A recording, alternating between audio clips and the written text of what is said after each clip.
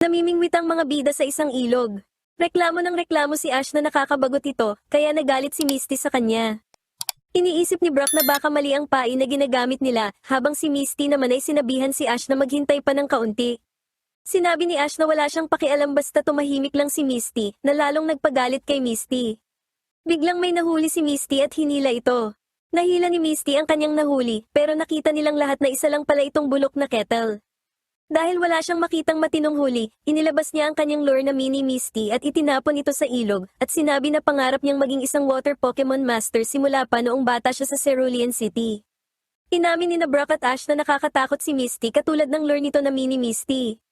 Lumitaw ang isang Totodile na ikinatuwa ng mga bida.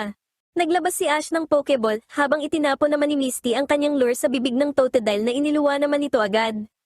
Nagtaka si Misty, pero kumindat ang Totodile, kaya na-charm si Misty rito.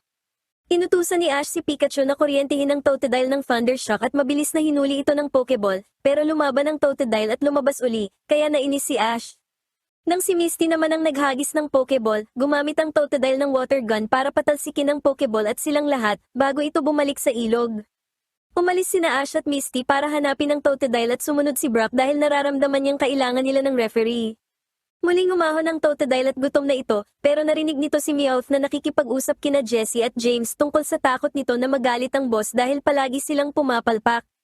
Sumayaw sina Jessie at James para pasayahin si Meowth at nakisali sa kanila ang Totodile. Inalok ni Jessie si Meowth ng pagkain, pero tumanggi ito, kaya ang Totodile ang kumain ng pagkain sa kamay ni Jessie. Iwinagayway ni Jessie ang kanyang kamay para bumitaw dito ang Totodile, pero nang bumitaw ang Totodile ay kinain nito ang lahat ng kanilang pagkain. Nagalit ang Team Rocket at sinugod ang Totodile, pero na-blast off sila ng water gun nito. Dumating ang mga bida at nakita ang Totodile.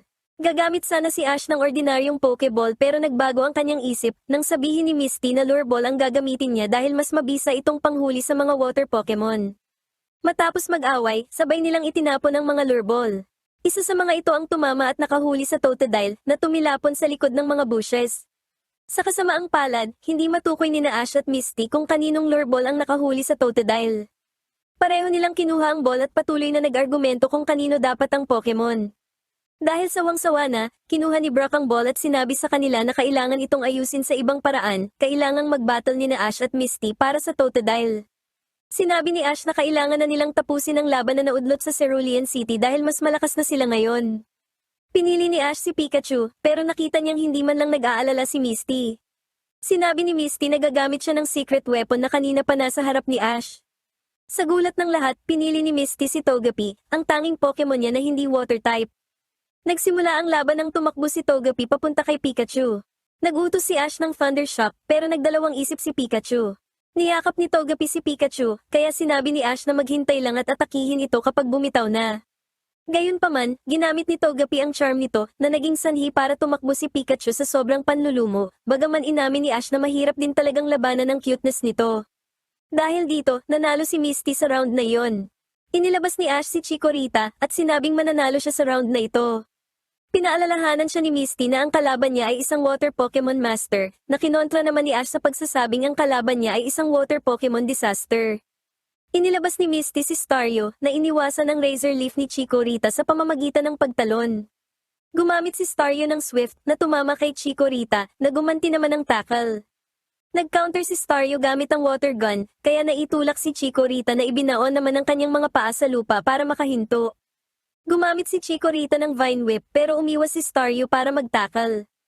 Umiwas din si Chikorita at gumamit uli ng Vine Whip na pumulupot kay Staryu at itinapon ito palayo, kaya natalo si Staryu. Nanalo si Ash sa round na ito. Humingi ng paumanhin si Misty kay Staryu. Determinado ang dalawa na manalo sa huling round dahil nakataya ang dangal ni Ash bilang Orange League Champion at si Misty naman ay bilang Gym Leader. Inilabas ni Ash si Bulbasaur at si Misty naman ay si Poliwag. Gumamit si Bulbasaur ng Vine Whip at si Poliwag naman ay Double Slap. Samantala, nakakapit ang Team Rocket sa isang troso, habang sinasabi ni Meowth na naniniwala siyang ang Totodile ang magbibigay sa kanila ng respeto mula sa boss. Bumangga ang troso at nahulog ang Team Rocket sa ilog, kung saan nakita nila ang paglalaban ng mga bida. Nagpasya silang hulihin si Pikachu kapag pagod na ang mga Pokemon ng mga bubuwit pagkatapos ng laban. Gumamit si Bulbasaur ng Razor Leaf at kinontra ito ni Poliwag ng Water Gun, pero nakaiwas si Bulbasaur at muling gumamit ng Razor Leaf kaya napabagsak si Poliwag. Magdedeklara na sana si Brock na si Ash ang panalo, pero biglang nag-evolve si Poliwag para maging isang Poliwhirl. Natuwa si Misty dahil mayroon na siyang Poliwhirl at magkakaroon pa siya ng Totodile pagkatapos manalo. Gumamit si Bulbasaur ng Tackle, pero kinontra siya ng Body Slam ni Poliwhirl. Gumanti si Bulbasaur ng Razor Leaf kaya napilitang lumayo si Poliwhirl. Naghanda si Bulbasaur ng Solar Beam, habang gumamit naman ng Bubble si Poliwhirl. Tiniis ni Bulbasaur ang Bubble Attack hanggang sa mapakawalan niya ang Solar Beam, na tumalo kay Poliwhirl at nagbigay kay Ash ng pagkapanalo sa Totodile. Nagpasalamat si Misty kay Poliwhirl, habang ibinigay naman ni Brock kay Ash ang Totodile. Biglang dumating ang Team Rocket na nakabihis babae at nagsabog ng bigas. Biglang lumitaw si Wobbuffet at itinapon ito ni James palayo, pero huli na ang lahat dahil nabuko na ng mga bida ang kanilang disguise. Sinabi ng Team Rocket ang kanilang motto, pagkatapos ay naghanda na para hulihin si Pikachu, pero inilabas ni Ash ang kanyang bagong Totodile, na kinagat ang buhok ni Jessie. Naitapon ni Jessie ang Totodile palayo pero nabawasan ang buhok niya. Inilabas ni na Jessie at James sina Arbok at Weezing. Kinagat ni Totodile si Arbok sa buntot at itinapon ito kay Meowth. Inatake ni Weezing ng Sludge si Totodile pero nakaiwas ito at gumanti ng Scratch, kaya nahulog si Weezing sa Team Rocket. Gamit ang Water Gun, napatalsik ni Totodile ang Team Rocket. Nang makita na mahilig sumayaw si Totodile, naisip ni na Brock at Misty na bagay ito kay Ash dahil pareho silang batak o masigla. Pinuri ni Misty si Ash sa paghawak kay Totodile at sinabing hindi siya nagseselos. Sinabi ni Misty na mas gusto na niya ang Poliwhirl na nag-evolve para sa kanya kaysa sa isang Totodile na makulit. Gayunpaman, masaya si Ash na ang Totodile ay member na ng kanyang team. Habang papalabas sila ng Pokemon Center, nabangga ni Ash ang isang bata na papasok sa center para ipagamot ang kanyang Growlithe. Sinabi ng bata na natalo sila sa isang malakas na trainer sa kabundukan at binalaan ng mga bida na iwasan ito. Iniisip ni Ash na kaya niyang talunin ng trainer na tinutukoy ng bata, kaya nagpasya silang pumunta sa kabundukan para hanapin ito. Pinag-iisipan ni na Brock at Misty kung ano ang specialty ng trainer, pero confident si Ash sa kanyang sarili at kay Pikachu. Nag-e-espiya ang Team Rocket, bagaman naiirita si Jessie dahil madalas lumabas si Wobbuffet.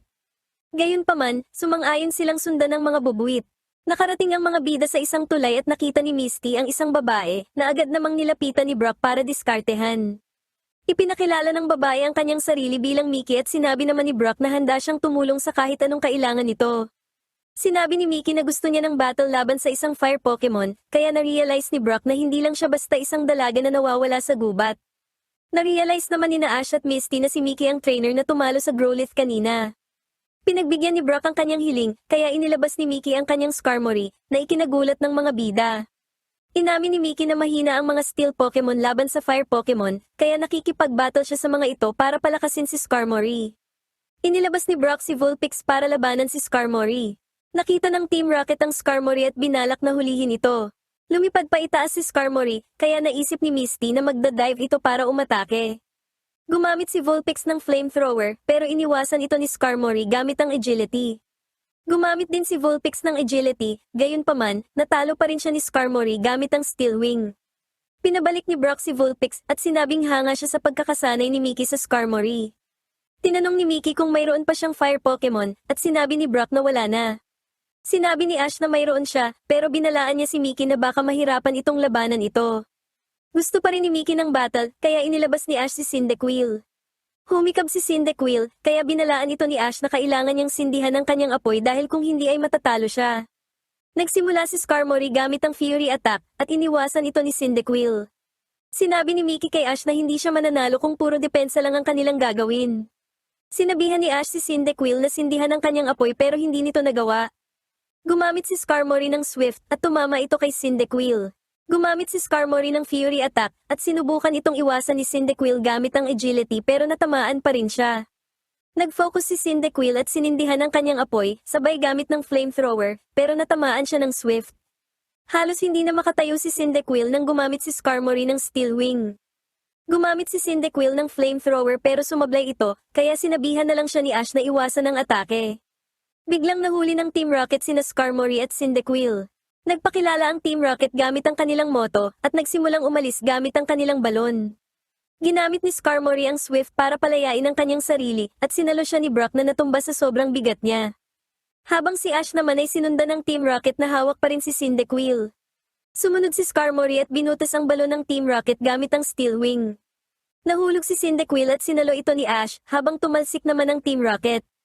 Kinagabihan, naghapunan ng mga bida sa isang lodge kung saan pinuri ni Mickey ang luto ni Brock.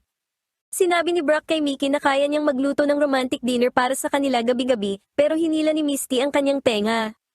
Tinanong ni Ash si Mickey kung may mga secret technique ba sa pagsasanay ng Skarmory at nalaman niya na kasabay ni Mickey na nag-e-exercise ang kanyang Pokemon. Determinado si Ash na gawin din ito kasama si Cyndaquil. Kinabukasan, tumakbo si Ash kasama si Cyndaquil para pabilisin ang pagpapainit nito. Sinabihan ni Ash si Cyndaquil na atakihin siya ng kanyang pinakamalakas na tackle. Nagdalawang isip si Cyndaquil pero ni-tackle pa rin si Ash na nakaramdam naman na mahina lang ang atake. Inutusan ni Ash si Cyndaquil na sindihan ang kanyang apoy pero sandali lang nitong nagawa. Sinubukang ipakita ni Ash kay Cyndaquil kung paano mag-focus ng energy pero pareho pa rin ang resulta. Nagplano si Ash na mag-focus muna sa mga defensive move. Gumamit si Cyndaquil ng agility at dahil sa paggabay ni Ash ay mas bumilis ito. Samantala, nag-aalmusal naman sina Mickey, Brock, at Misty. Pagkatapos ng training, ni-tackle ng Cyndaquil si Ash at humanga ito sa lakas dahil muntik na siyang matumba. Nakakita si Ash ng puno ng mansanas sa malapit at nagdesisyon na mag-snack break muna. Kumuha siya ng isang mansanas pero nakita niyang may beedrill na nakakapit dito. Isang buong swarm ng beedrill ang lumabas sa puno at hinabol silang dalawa. Sinindihan ni Cyndaquil ang kanyang apoy at gumamit ng flamethrower, kaya natakot ang mga beedrill. Natuwa si Ash dahil nag-i-improve si Cyndaquil. Pagkatapos nun, naghagis ng stick si Ash at agad itong nasunog ni Cyndaquil. Naghagis pa si Ash ng mas marami pang stick at lahat ng iyon ay nasunog rin ni Cyndaquil. Pagkatapos ng training, bumalik na sila at nakitang sinusuklay ni Mickey si Skarmory. Humingi si Ash ng rematch na inaasahan na ni Mickey. Nagsimula si Skarmory sa pagdive gamit ang Fury Attack pero napigilan ito ng smoke screen ni Cyndaquil. Naiwasan ni Skarmory ang flamethrower ni Cyndaquil at naiwasan rin ni Cyndaquil ang Steel Wing ni Skarmory gamit ang agility. Nagpatuloy si Cyndaquil sa paggamit ng flamethrower habang gumamit naman ng agility si Skarmory para iwasan ito. Nakita ni Mickey na ang tanging paraan para manalo ay gamitin ang kanilang pinakamalakas na move. Gumamit si Skarmory ng Steel Wing at sinalubong ito ni Cyndaquil ng flamethrower. Inulit ni na Skarmory at Cyndaquil ang kanilang atake at muling tinamaan ang isa't isa. Mas malaki ang pinsala na natamo ni Cyndaquil pero pinilit pa rin itong makatayo at mas lalong nagpalakas. Muling umatake si Skarmory pero inutusan ni Ash si Cyndaquil na iwasan lang ito. Gumamit ang Skarmory ng Steel Wing pero nakaiwas si Cyndaquil kaya tumama siya sa isang bato. Inatake ni Cyndaquil si Skarmory ng flamethrower at tinalo ito gamit ang tackle. Nagpasalamat si Mickey kay Skarmory habang pinuri naman ni Ash si Cyndaquil sa kanilang panalo.